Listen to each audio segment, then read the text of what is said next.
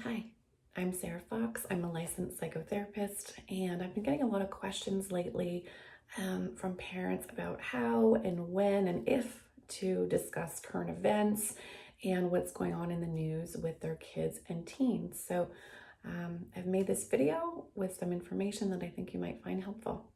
So before I start, I do want to say that what to talk about and when is going to depend largely on the age of the child and the severity of the incident or what it is you're actually wanting to talk about. The younger they are, typically, the fewer things they do need to know about and the less detail you would provide. Okay, having said that, there are some recommendations that apply across the board from about ages 7 to 17. The first one, and this one's really important, is to reduce and control their exposure to the current events, to the news. And that's for a number of reasons. First of all, having the news on all day at home, that's not healthy for anyone. I know even my adult clients and patients notice a reduction in their stress levels when they take steps to limit their intake of news reports.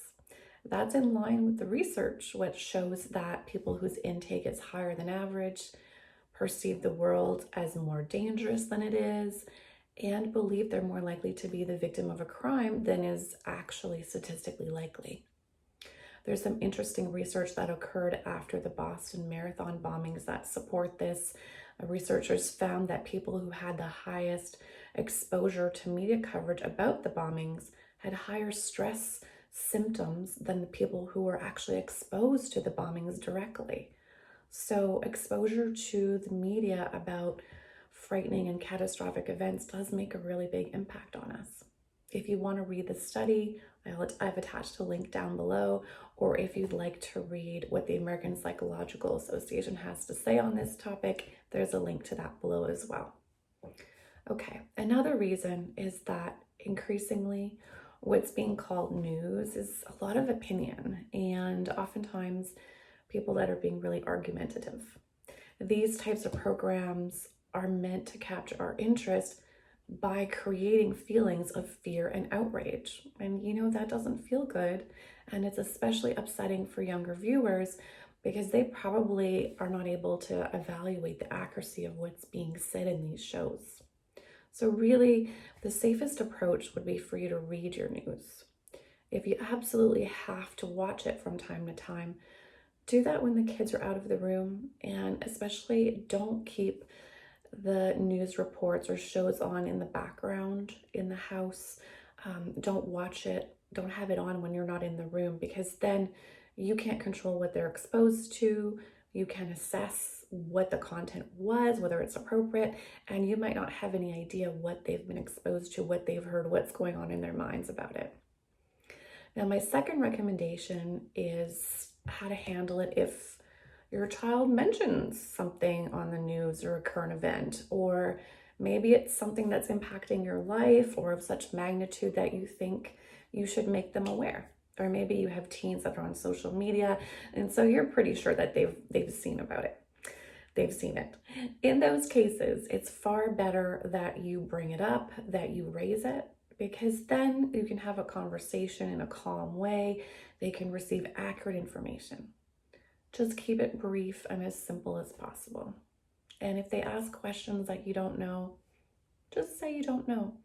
That's okay. It's normal. Life's complicated and no one knows, the why as to why certain things happen. Better that you give them an I don't know than making up an answer that later leads to confusion. My third recommendation is what to do before you discuss the situation. Before you say anything, check in with them. See what they already know or what they're already thinking about it. This is really important because it will give you the opportunity to identify any misconceptions they might have, which then of course gives you the opportunity to correct it. And you might be surprised what's going on in their minds about some of these topics. I remember when I was maybe 10 or 11, I was afraid of a war that was across the world in a country, my country wasn't even involved in it. But because I saw footage on the evening news a number of times, I started to worry that it might come to my neighborhood. Fortunately, and I'm not sure how it came up, but it did come up. And my dad was able to reassure me by letting me know a little bit about it. And that leads me to my fourth suggestion, which is to put these events into perspective. So in my case, my dad let me know this was occurring far from home. Our country wasn't even involved. A lot of events that we see on the news that we hear about occur far from home, or they're unlikely to happen to them. Explain why. Is it rare? Let them know. Most of the time, the reason things are on the news in the headlines is because they are unusual. And you know that. But do they know that? Well, maybe not. They might need to be told. So to give you an example, when a plane crashes, it's often in the headlines for days, sometimes even a week or more. This would be a time where it would be helpful to validate that, yes, this is a sad thing, and at the same time, a very rare occurrence, and give them just a little bit of information about the safety of air travel, that perspective I was talking about. Okay, my final recommendation is when you have discussed something with your child or you know they've heard about it, be sure to bring up two things: the follow-up and the good stuff. I'll give you some examples. So the good stuff, if people who committed a major crime were caught, bring that up. If laws are being changed to prevent the event in the future, that's a great thing to share. Let them know about volunteers helping victims, maybe even involve them in doing something small to help. So as an example, here in California, there's been serious fires the past 2 summers. That's a great opportunity to mention the donations coming in, the volunteer efforts, financial aid received from the state. And here's a kind of a strange one, but one people don't think about: let them know when the fires have actually been extinguished.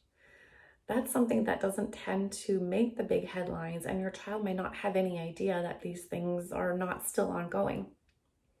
And maybe it's a good time to review your fire plan as a family too. All of these things, the good stuff, the follow-up, what we can do, is meant to reduce feelings of helplessness and allow them to realize that, yes, there are chaotic things out there, but there are also good people and there are safety mechanisms in place to protect them. I think that's it.